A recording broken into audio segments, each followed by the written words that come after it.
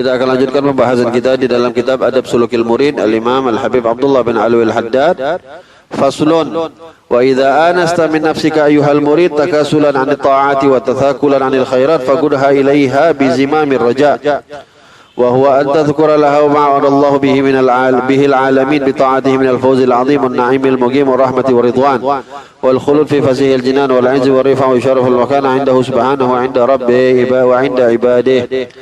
Sini Imam Al-Haddad mengatakan kalau kita sudah mulai merasa di dalam diri kita mulai enak untuk apa? Enak di dalam bermalasan untuk taat. Udah mulai seakan-akan malas-malas dalam taat itu udah kayak jadi udah terbiasa. Ya, wa tathakulan 'anil khairat, dan juga berat untuk mengerjakan kebaikan. Fagudha ilaihi bizimamir raja, maka berusahalah untuk menghilangkan rasa enak terus, rasa nyaman di dalam berat melakukan kebaikan. Fagudha ilaiha bizimamir raja, ya, betul-betul harus dihilangkan. Wa huwa an tadhkura laha ma wa'adallahu bihil alamin. Dengan apa? Mungkin salah satu yang bisa menolongnya adalah dengan kita banyak-banyak mengingat apa yang akan dijanjikan oleh Allah Subhanahu wa taala kepada kita semua bi ta'atihi, bagi orang-orang yang taat kepada Allah. Apa yang dijanjikan? Minal fawzil azim, keberuntungan yang diberikan oleh Allah Subhanahu wa taala, wan na'imul muqim, juga nikmat yang akan kekal, nikmat yang enggak akan hilang, warahmatu waridwan, rahmat dari Allah akan diberikan kepada orang yang taat, waridwan, ridha dari Allah, wal khulud fi fasihil jinan, juga dapat kekal berada nanti di surganya Allah Subhanahu wa taala, wal izz wal rif'ah wal syaraf wal makanah indahu subhanahu wa inda ibadihi. Juga orang yang taat telah dijanjikan oleh Allah Subhanahu wa taala akan dimuliakan oleh Allah, diangkat derajatnya oleh Allah, dimuliakan oleh Allah kedudukannya di sisi Allah, dan juga kedudukannya di sisi hamba-hambanya Allah Subhanahu wa taala. Wa idza ahsasta min nafsika mailan ila al-mukhalafat, kalau di dalam perasaan hati kamu sudah mulai condong, suka mengarah kepada hal-hal yang bertentangan dengan perintah Allah, aw iltifatan ila sayyi'at, atau kamu sudah mulai mengarahkan pandangan kamu untuk berbuat maksiat, faruddaha anha bi sautil khauf, maka tanamkan di dalam hati kita, masukkan lagi ke dalam hati kita, ke dalam diri kita apa? Rasa takut kepada Allah, rasa khauf. Wa huwa an tudzakkiraha wa ta'idaha bima ta'adahu Allah bihi man asahu minal hawan wal wabal. Dan juga ingat, supaya menimbulkan rasa khauf itu diingat-ingat apa sekiranya ancaman-ancaman yang diberikan oleh Allah Subhanahu wa taala bagi orang-orang yang bermaksiat. Diingat. Jangan tahunya cara masuk surga saja. Ya. Apa ancaman di dalam neraka juga harus tahu. Supaya apa? Supaya ada rasa takut. Ada khauf. Ya.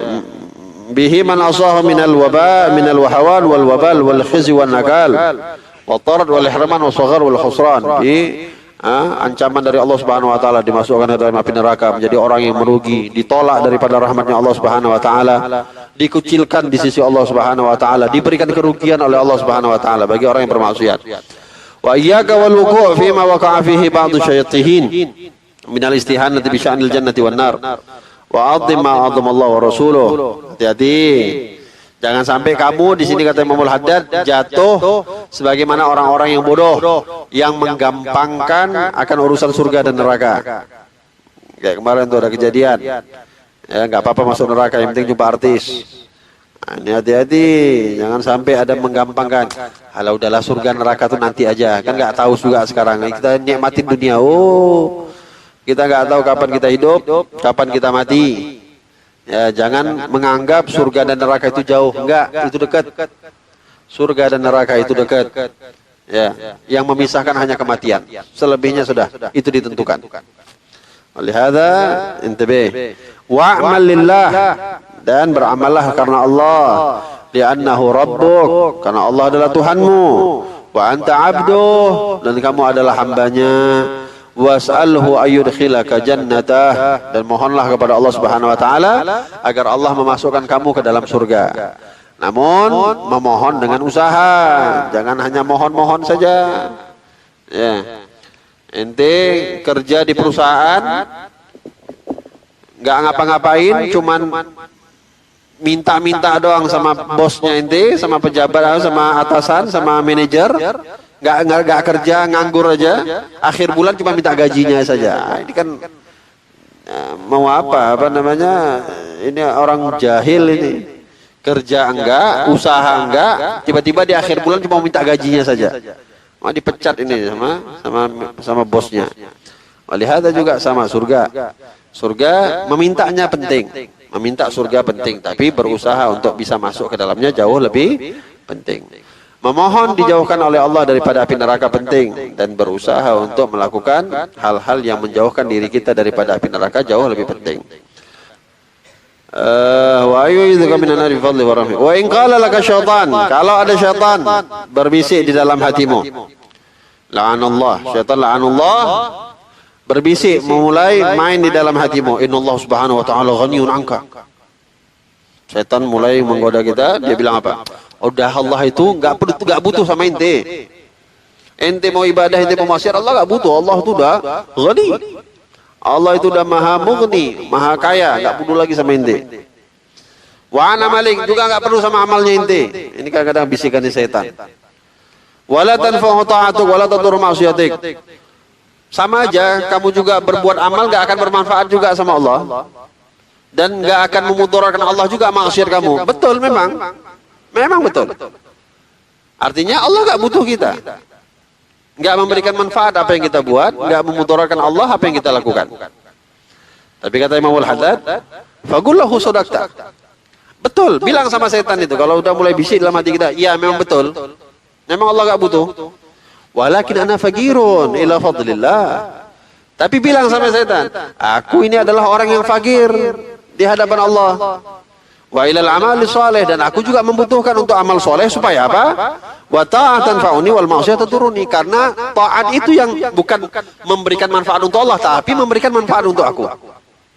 Maksiat enggak memberikan mudarat kepada Allah tapi memudaratkan kepada aku. Ya. Bidzalika akhbarani rabbi fi kitabihil aziz wa ala lisani Rasulillah sallallahu alaihi wasallam. Karena itu yang dikabarkan oleh Allah dan dikabarkan oleh baginda Nabi Muhammad sallallahu alaihi wasallam. Fa in qala laka, kalau setan berbicara lagi, in kunta sa'idan indallah fa innaka la mahala tasiru ilal jannah. Udah, kamu ngapain beribadah? Toh kamu kalau memang menjadi orang yang sukses, dianggap orang yang beruntung, kamu tetap akan masuk surga. Mau ngapain pun kamu akan masuk surga. Karena sering kita salah paham. Di antara 4 hal ketika ditiupkan ruh ke dalam janin ibu kita, ketika kita berada di perut ibu kita, ada 4 hal yang ditetapkan oleh Allah Subhanahu wa taala. Bikatbi rizqihi, wa bikatbi amalihi, wa bikatbi ajalihi, wa bikatbi huwa syakiyun am sa'id. 4 hal yang telah ditetapkan dari awal kita masih berada di perut ibu kita. Apa? Rezeki, ajal, amal yang kita lakukan, dan kita nanti di akhirat termasuk orang yang beruntung apa orang yang celaka. Memang sudah ditentukan oleh Allah. Tapi kadang-kadang setan main. Kamu untuk apa lagi ibadah? Kalau memang kamu sudah ditetapkan sebagai orang beruntung, nggak usah ibadah pun akan beruntung. Kadang-kadang juga, udah nggak usah tobat. Nggak usah tobat, kamu memang udah celaka saja. Nah, atau nggak usah ibadah, kamu nggak usah ibadah lagi. Kamu nanti ujung-ujungnya jadi orang celaka, masuk neraka juga, banyak-banyak ibadah. Kadang-kadang setan main dalam hati. Apa kata Imam Al-Haddad? Wa in kunta syakiyan 'indahu fa sawfa tasirul jannah. Falal taltafid illa qawli. Kata Imam Al-Haddad, jangan kamu ikut dengan ucapannya setan, dengan bisikannya setan. Wa dzalika li anna amra sabiqa ghaibun. Kenapa? Memang betul kita ini telah ditetapkan oleh Allah apakah kita seorang yang beruntung atau orang yang celaka. Tapi kata Imam Al-Haddad, perkara itu gak ada yang tahu. Masalahnya kita nggak tahu apakah kita termasuk yang ditakdirkan beruntung atau celaka. Walaysa li ahadin minal khalqi fihi syai'un, dan nggak ada satupun yang tahu. Wa ta'ah. Nah, kenapa kita harus berbuat taat? Karena kata Imam Al-Haddad, wa ta'ah adallu dalilin ala sabiqati sa'adah. Karena taat itu adalah dalil terbesar bahwasanya kamu itu termasuk orang yang beruntung. Dan maksiat adalah dalil terbesar bahwasanya kamu ditakdirkan sebagai orang yang celaka. Walaupun tidak dipastikan. Sebagaimana sering kita dengar hadis tentang kisah Nabi SAW menceritakan wanita Bani Israel, pelacur, setiap hari melacur. Akhir hayat mati dalam keadaan husnul khotimah hanya karena memberikan minum kepada anjing yang kehausan. Gak ada yang sangka mungkin nih orang dianggap celaka seumur hidup. Tiba-tiba mati husnul khotimah dianggap menjadi orang yang beruntung. Nah, masalahnya kata Imamul Haddad, karena kita semua nggak tahu kita orang beruntung atau tidak, tapi ada dalilnya. Kalau kita mau tahu dalilnya kita adalah orang yang beruntung, banyak taat. Itu dalil terbesar. Orang banyak maksiat adalah dalil terbesar. Ini ciri-ciri orang yang syaqawah.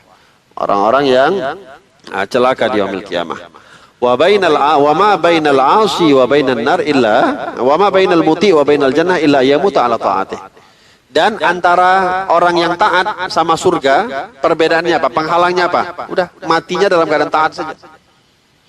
Orang yang taat sama Allah dengan surga, yang menjadi halang, yang menjadi penghalang adalah apakah dia mati dalam keadaan taat atau tidak. Kalau dia taat, mati dalam keadaan taat, masuk surga.